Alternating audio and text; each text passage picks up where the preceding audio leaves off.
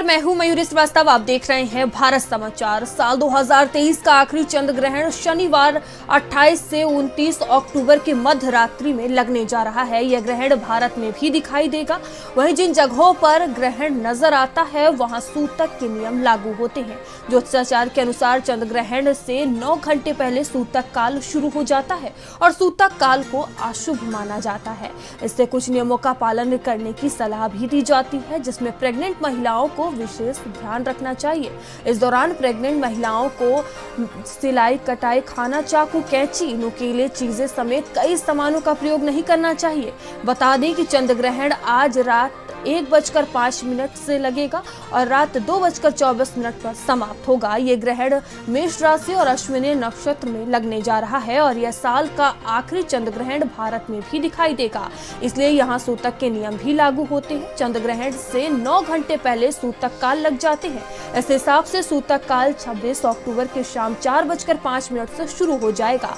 इसी के साथ सूतक के नियम भी लागू हो जाएंगे और मंदिर वगैरह के कपाट बंद कर दिए जाएंगे।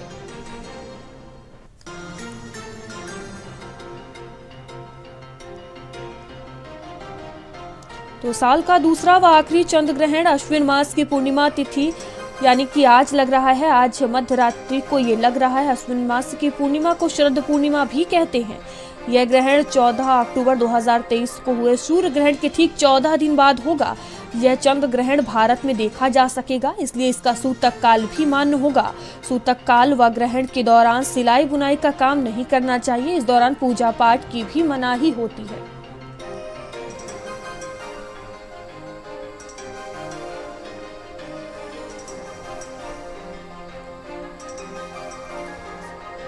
और हमारे साथ ज्योतिषाचार्य आशुतोष वार्ष्णेय जी जुड़ चुके हैं।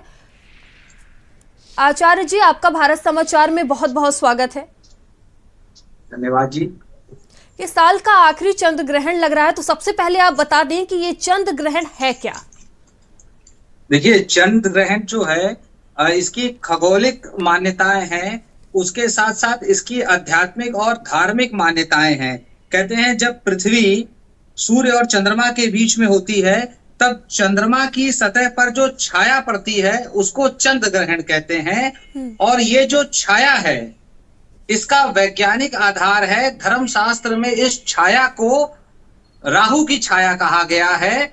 हम लोगों ने एक समुद्र मंथन की जो पौराणिक कथा सुनी है उसके अनुसार जब देवता और दानवों ने मंथन किया और समुद्र मंथन से एक अमृत कलश प्राप्त किया तो सबसे पहले देवताओं की बारी थी। देवताओं को यह मौका दिया गया कि वो अमृत पिए। तो स्वर भानु नाम का एक राक्षस था जिसने दैत्य का रूप स्वर भानु नाम का एक दैत्य था, वो देवता का रूप धारण करके सबसे प्रथम पंक्ति में बैठ गया और अमृत ग्रहण करने लग गया। तो सूर्य और चंद्रमा ने ये नोटिस किया तो सूर्य चंद्रमा ने भगवान विष्णु को यह संकेत दिया कि हमारे बीच में एक दानव बैठा है। तो विष्णु भगवान ने अपने सुदर्शन चक्र से उस दानव का सिर अलग कर दिया। तो जो उस दानव का सिर था वो राहु था और जो नीचे का धड़ था वो केतु बन गया।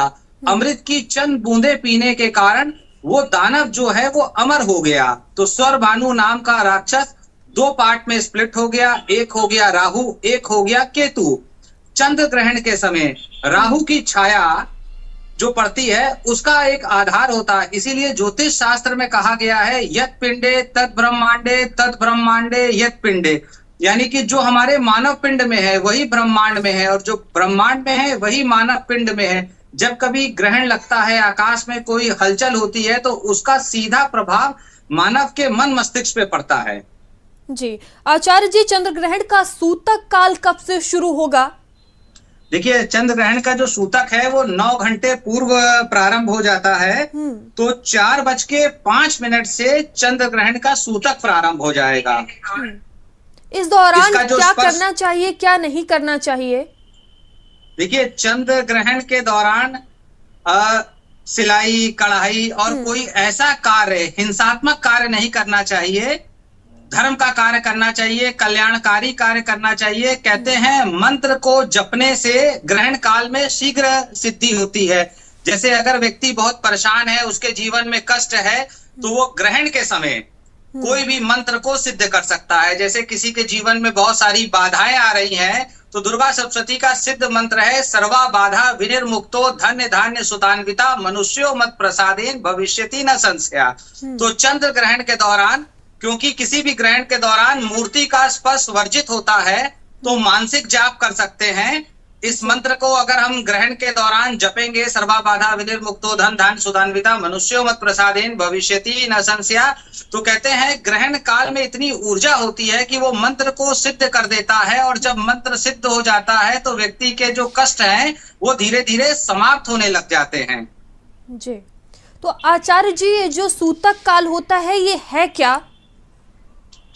सूतक काल का मतलब ये है कि उसमें सावधानी रखना पड़ता है। ऐसी मान्यता है कि ग्रहण से पहले जो हमारा इन्वायरमेंट होता है उसमें कुछ ऐसी हार्मफुल जो रेज होती हैं, क्योंकि छाया पड़ने लगती है, उसके कारण जो हमारे भोजन वाले पदार्थ हैं वो विकृत हो जाते हैं, उसमें बैक्टीरिया और वायरस जैसे पदार्थ उत्पन्न होने लगते हैं। इसलिए धर्म शास्त्रों में कुशा की बात कही गई है कि ऐसे भोजनों को जो पहले से बन चुके हैं उस पे कुशा रख देना चाहिए। कुशा एक नॉन कंडक्टिंग होती है और वो क्या करती है कि सब चीजों को ऑब्जॉर्व कर लेती है, और ग्रहण के बाद उस कुशा को हटा देना चाहिए, उससे दोष मुक्ति होती है। और ग्रहण के समय अगर हम भोजन करते हैं, ग्रहण के समय भोजन की मनाही इसलिए है कि जब हम लोग ग्रहण के समय भोजन करेंगे तो हमारी पाचन क्रिया कमजोर हो जाएगी। तो इसलिए धर्म शास्त्रों में केवल वृद्ध को, बालक को छोड़कर सभी लोगों के लिए भोजन वर्जित कहा गया है। तो आचार्य जी, किस समय चंद्र ग्रहण अपने चरम पर होगा? कब इसका असर ज्यादा देखने को मिलेगा? देखिए, चंद्र ग्रहण का जो मध्य है वो 1:44 पे रात्रि को होगा। 1:05 पे चंद्र ग्रहण स्पर्श करेगा, 1:44 पे ग्रहण का मध्य होगा, और 2:24 पे ग्रहण का मोक्ष होगा। आचार्य जी, कहा जाता है गर्भवती महिलाओं को इस समय कढ़ाई बुनाई तमाम काम नहीं करना चाहिए। जब भी चंद्र ग्रहण लगता है उस समय गर्भवती महिलाओं को क्या कुछ करना चाहिए?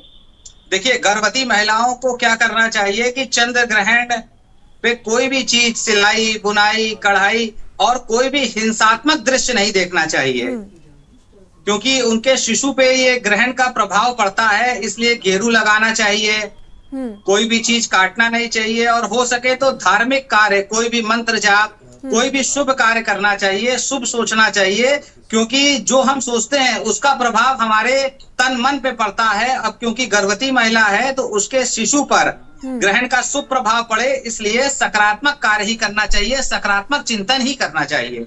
जी, आचार्य जी, भारत के किन शहरों में इसका असर देखने को मिलेगा? देखिए, ये खंडग्रास चंद्र ग्रहण है, तो लगभग ये कई शहरों में इसका असर मिलेगा देखने को। प्रयागराज हो गया, काशी हो गया, बेंगलुरु हो गया, इत्यादि बहुत सारे ऐसे शहर हैं जिसपे इस ग्रहण का खंडग्रास प्रभाव देखने को मिलेगा।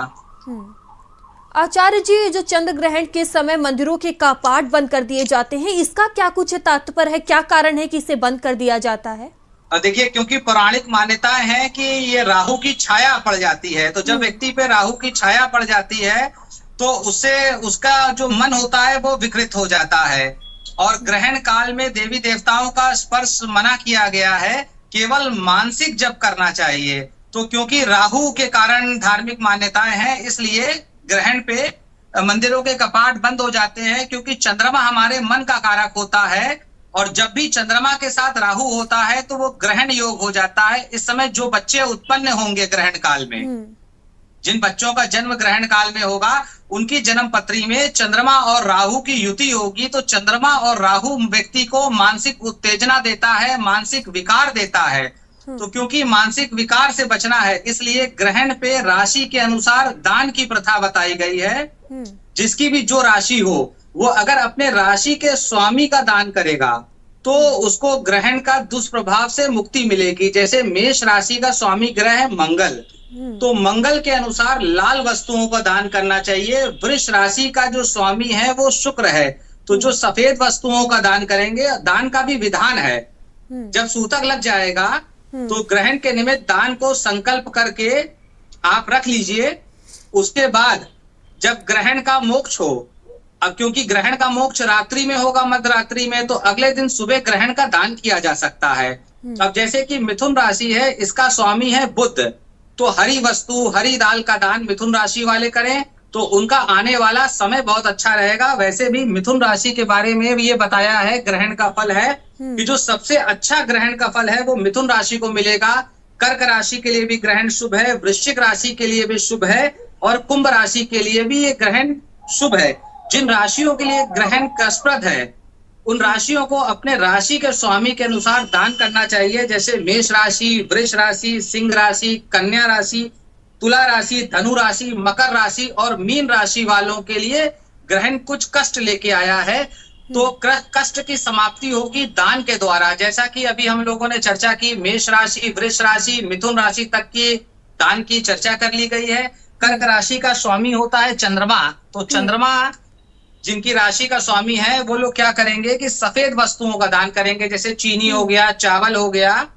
संकल्प लेके सूतक में इसका संकल्प लेंगे और अगले दिन ग्रहण पश्चात इसको दान करेंगे। सिंह राशि का स्वामी होता है सूर्य, तो जिनकी भी सिंह राशि है वो लाल वस्तुओं का दान करेंगे। कन्या राशि, जिनकी भी कन्या राशि है, कन्या राशि का स्वामी बुध ग्रह है, तो बुध की वस्तुओं का दान करा जाएगा। जैसे हरी दाल हो गई, हरा फल हो गया, ये बुध के निमित्त दान करेंगे तो कन्या राशि वालों को ग्रहण का दुष्प्रभाव नहीं उठाना पड़ेगा। कन्या राशि के बाद आती है 7वीं राशि जो तुला राशि है। तुला राशि के बारे में जो ग्रहण का प्रभाव है वो जीवन साथी को कुछ कष्ट का संकेत दे रहा है, तो तुला राशि वालों के जीवन साथी के ऊपर कष्ट ना आए इसलिए उनको राशि के स्वामी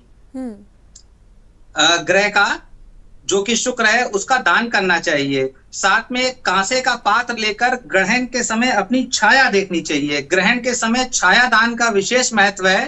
अगर हम अपनी छाया देखेंगे और सुबह उस पात्र को, एक पात्र ले लीजिए, उसमें तेल भर लीजिए, उसमें अपनी छाया देखिए और ईश्वर से मनाइए कि जो भी ग्रहण का अशुभ प्रभाव है उसकी समाप्ति के लिए हम ये छाया दान कर रहे हैं। ये बहुत एक सरल उपाय है जो ग्रहण के द्वारा हम छाया दान कर सकते हैं और उस छाया दान को अगले दिन जब ग्रहण पश्चात के प्राप्त हम बाद में हम पीपल के वृक्ष पे या कहीं पर मंदिर के आगे रख देंगे, इससे दोष समाप्त हो जाता है। इस प्रकार से जो वृश्चिक राशि है उसका स्वामी है मंगल, तो वृश्चिक राशि वाले लाल दाल दान करेंगे, लाल फल दान करेंगे, सेब हो गया, अनार हो गया, तो उनको ग्रहण का दुष्प्रभाव नहीं उठाना पड़ेगा। अब उसके बाद आती है धनु राशि। धनु राशि पे जो ग्रहण का फल है वो चिंताओं को लेके आया है, लेकिन अगर व्यक्ति की धनु राशि है और उसकी जन्म कुंडली में चलने वाली दशा, महादशा, अंतरदशा बहुत अच्छी चल रही है तो उसको ग्रहण का जो दुष्प्रभाव है वो ना के बराबर मिलेगा। लेकिन तब भी अगर धनु राशि वाले पीली चीजों का दान करेंगे तो उनके लिए बहुत अच्छा होगा। पीली दाल हो गई, चने की दाल हो गई, इस प्रकार केला हो गया, ये सब दान करें संकल्प के साथ। 2 बार संकल्प लें, एक बार ग्रहण के सूतक में संकल्प लें, एक बार ग्रहण के समय संकल्प लें और उसको दान करें। जी आचार्य जी, कहा जाता है कि जब चंद्र ग्रहण लगा हो तो बाहर नहीं निकलना चाहिए, खतरा होता है, इसका क्या कुछ तात्पर्य है? इसका यही है, छाया का प्रभाव है। लेकिन जिन राशियों का ग्रहण अच्छा है लिखा हुआ है, जैसे 4 राशि बताई गई हैं, मिथुन राशि, कर्क राशि, वृश्चिक राशि, तो वो अगर ग्रहण की छाया में भी आ जाते हैं तो उनको कोई नुकसान नहीं है। वैसे प्रिकॉशन के रूप में ये ऐसा कहा जाता है कि ग्रहण के समय बाहर नहीं निकलना चाहिए, क्योंकि इन्वायरमेंट में ऐसी रेज हो जाती हैं, जो छाया पड़ती है उस छाया से बचने की बात कही गई है, खासकर गर्भवती महिलाओं को बचने की बात कही गई है।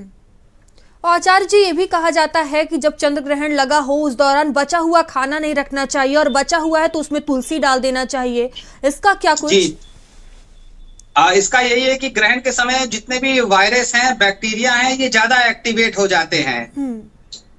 तो जब ये वायरस और बैक्टीरिया जो एक्टिवेट हो जाते हैं तो ग्रहण के समय अगर बचे भोजन को हम ग्रहण करेंगे तो हमारी पाचन क्रिया खराब हो जाएगी, जिससे स्वास्थ्य पे असर पड़ता है, रोग प्रतिरोधक क्षमता कम होने लगती है। इसलिए ग्रहण में केवल दान करने की बात कही गई है, जप करने की बात कही गई है, स्नान करने की बात कही गई है, भोजन आदि वर्जित बताया गया है। जी तो आचार्य जी, चंद्र ग्रहण के दौरान मंत्रों को कैसे सिद्ध किया जाए? देखिए, अगर व्यक्ति मंत्रों को सिद्ध करना चाहता है तो धर्मशास्त्र में तो कहा गया है कि ग्रहण के समय किसी जलाशय में, जैसे संगम तीर्थ क्षेत्र में जहां गंगा यमुना सरस्वती हो, कहीं भी नदी में जाकर स्नान करें, दान करें और ग्रहण के लिए मंत्रों का जाप निरंतर करते रहें। लेकिन क्योंकि ये मध्यरात्रि में ग्रहण है, इसलिए हम लोग अपने घर ही में बैठकर ग्रहण लगते समय स्नान करें, ग्रहण मध्य में स्नान करें और मोक्ष में स्नान करें, यानी कि 3 बार स्नान करें और बीच में बिना मूर्ति को स्पर्श किए किसी भी मंत्र का वे जाप कर सकते हैं। राम नाम का जाप कर सकते हैं, अपने गुरु मंत्र का जाप कर सकते हैं। नहीं तो जो मंत्र बताया गया है, सर्वा बाधा विनिर्मुक्तो धन धान्य सुतान्विता मनुष्यो मत प्रसादेन भविष्यति न संशया। इस मंत्र के द्वारा सर्वा बाधा, यानी कि किसी भी व्यक्ति के ऊपर किसी भी प्रकार की बाधा है वो बाधा मुक्त होगा व्यक्ति। सर्वा बाधा विनिर्मुक्तो धन धान्य सुतान्विता, धन आदि पुत्र आदि की प्राप्ति होगी और इसमें कोई संशय नहीं है। धर्मशास्त्रों में कहा गया है, जब हम धर्मशास्त्र में वर्णित जो बातें हैं अगर बिना संशय रखकर, कभी कभी मन में लोगों को डाउट नहीं होता कि मैं मंत्र का जाप कर रहा हूं, पता नहीं इसका क्या लाभ मिले, तो अगर हमको संशय नहीं है और ग्रहण काल के दौरान हम मंत्र का निरंतर जाप कर रहे हैं तो वह एक सिद्धि प्रदान करेगी, जिससे ग्रहण के बाद जब भी हम जप करेंगे तो वो जप हमारा पूर्ण होगा। जी ठीक है। आचार्य जी, ये आपने बताया कि चंद्र ग्रहण के दौरान क्या कुछ करना चाहिए, अब ये बता दीजिए कि चंद्र ग्रहण के बाद क्या कुछ करना चाहिए। देखिए, चंद्र ग्रहण के बाद, क्योंकि ग्रहण का जो मोक्ष होगा वो रात्रि में होगा, 2:24 पे होगा, तो ऐसे में मध्य रात्रि में जो व्यक्ति दान ना कर सके वो सूर्योदय, यानी कि जब अगले दिन सूर्योदय होगा तो उस समय राशि के अनुसार जो दान बताया गया है, जो संकल्प करके पूर्व में घर में रखा गया है, उसका सुबह दान करेंगे। मेष राशि से धनु राशि तक का दान बताया गया है। 2 राशि अभी शेष थी, मकर और कुंभ राशि। मकर राशि, कुंभ राशि और मीन राशि, 3 राशि शेष थी। तो मकर और कुंभ राशि का स्वामी शनि है, तो ये काली दाल हो गया, तेल हो गया, तिल हो गया। मकर और कुंभ राशि वाले संकल्प करेंगे और सुबह इस चीजों का दान करेंगे। मीन राशि का स्वामी है देवगुरु बृहस्पति, तो मीन राशि वाले केला हो गया, पीली दाल हो गया।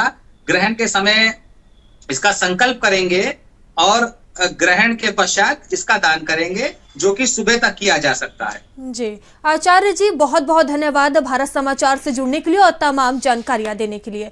आगे बढ़ते हैं और खबर अयोध्या से है, जहां अयोध्या में दीपोत्सव कार्यक्रम